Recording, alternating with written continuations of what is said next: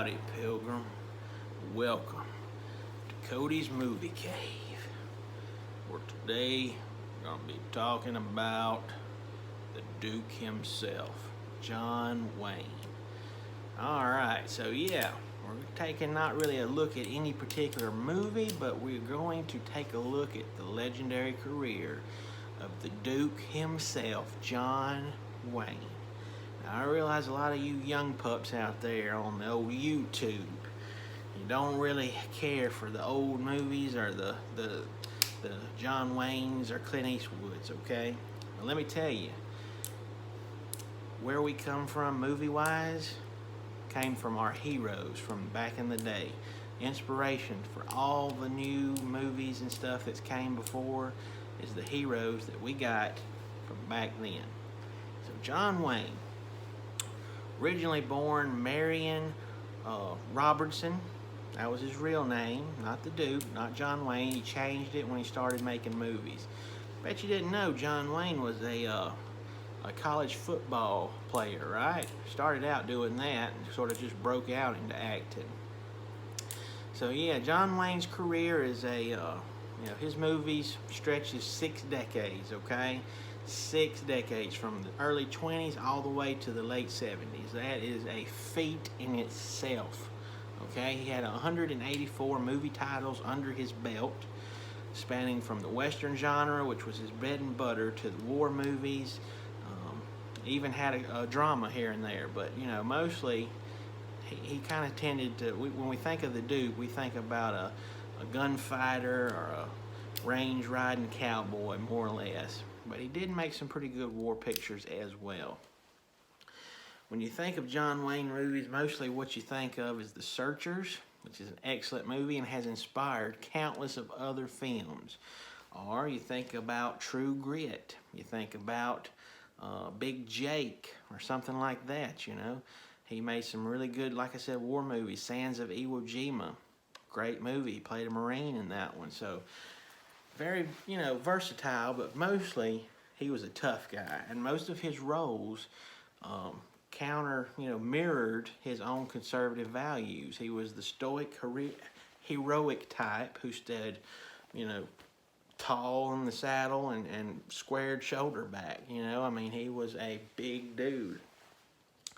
But like I said, he was a man of values. He was a man of mostly conservative values in that. And, that's not something you see nowadays anymore. They don't make them like the Duke. I remember reading an article that Clint Eastwood had published. It was actually in his biography, where a director was directing the Duke, and he wanted him to shoot somebody in the back, right? And the Duke said, "No, I'm not going to do that. That's not morally right, and I won't play a character that does such." Which the director replied, "Well, I bet Clint Eastwood would do it." And the Duke's reaction to that was epic. He said, "I don't give a what that young kid's doing. I'm going to do what I want to do."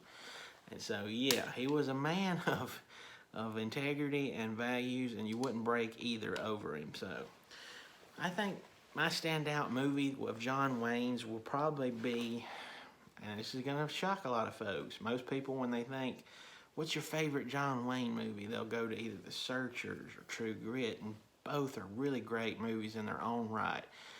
But for me, it's Big Jake. That was one that I always kind of drew more to as a kid, and even as an adult now, it's still one of my favorite John Wayne movies. And I don't know if it's just the family dynamic that's in that movie, because he's playing this rancher whose grandson had been kidnapped by bandits, and so he comes back and sort of has to go on the lookout, if you will, and try to bring back his grandson along with his sons helping him.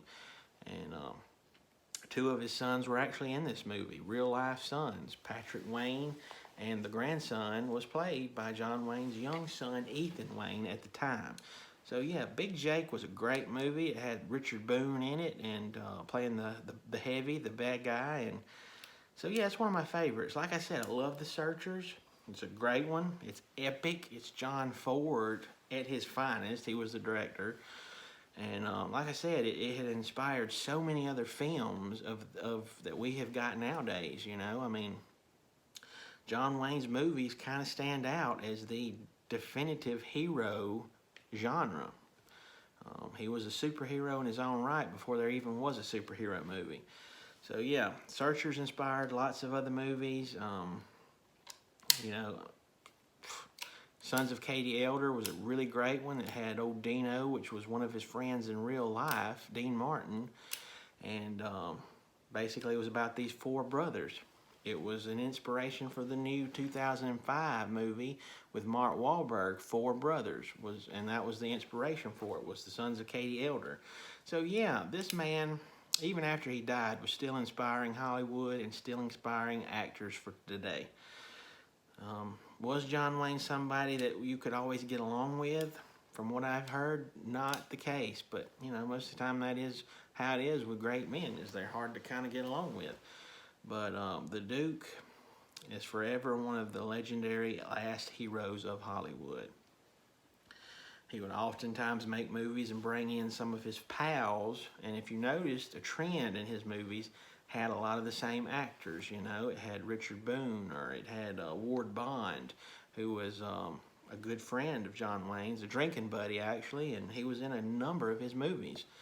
So yeah, he kind of does that the same way that The Rock does now. The Rock will have a lot of the same guys in his movies and kind of just helping out buddies, you know, and so he had that camaraderie about him. So yeah, he had from his first ever acting role in The Big Trail back in the early 20s to his very last movie, The Shootist, in 1976. I mean, can you imagine? That is such a career. That is so huge that most actors today, you know, they'll make 30, 40, maybe 50 movies, a couple of decades, and call it quits. But this man, he had a passion for what he did. And, you know, I just think he was one of the greatest, you know. And so, yeah, you know, I grew up watching the Duke's movies as well as Clint Eastwood. But, you know, the Duke was kind of the opposite coin to Clint Eastwood. Clint Eastwood was this revolutionary sort of anti-hero figure, whereas the Duke was the straight-laced, you know, narrow, Boy Scout almost hero with the values and the morals. And, you know, I think that's where a lot of that generation got their values and their ideas from, was, you know, they had these legendary heroes like John Wayne on screen sort of proving that, you know, you can be a decent man and be heroic, but you got to do it with values, okay? You can't just, you know, go running around doing all kinds of crazy crap. You gotta have some. You gotta be a nice guy at the beginning. So, yeah, he got his start back in the 20s. Like I said, he starred in a numerous of silent films all the way to during the 30s when they had the big tall 10-gallon cowboy hats. He was in there doing his thing with them as well. You know, making movies with Gabby Hayes and all of those old timers. So, you know, he was a legend. What can you say? You can catch a John Wayne movie on most of the time anywhere on TV. You know, especially during the holidays, they will run a marathon on AMC of John Wayne movies. You can find a collection of his catalog on Apple, Vudu, Amazon, the old usual three. And there's streaming some John Wayne classics here and there. There was a few on HBO. There was a few on Amazon. When you made 184 movies, you can find them somewhere, okay? So, yes, sir, Bob. You got to square your shoulders back to make a good movie. But, yeah, so what's your favorite John Wayne movie? Have you ever watched a John Wayne movie, first of all? And if you haven't, check it out. You know, you may like it, you may not. If you're one of the younger folks, you may not.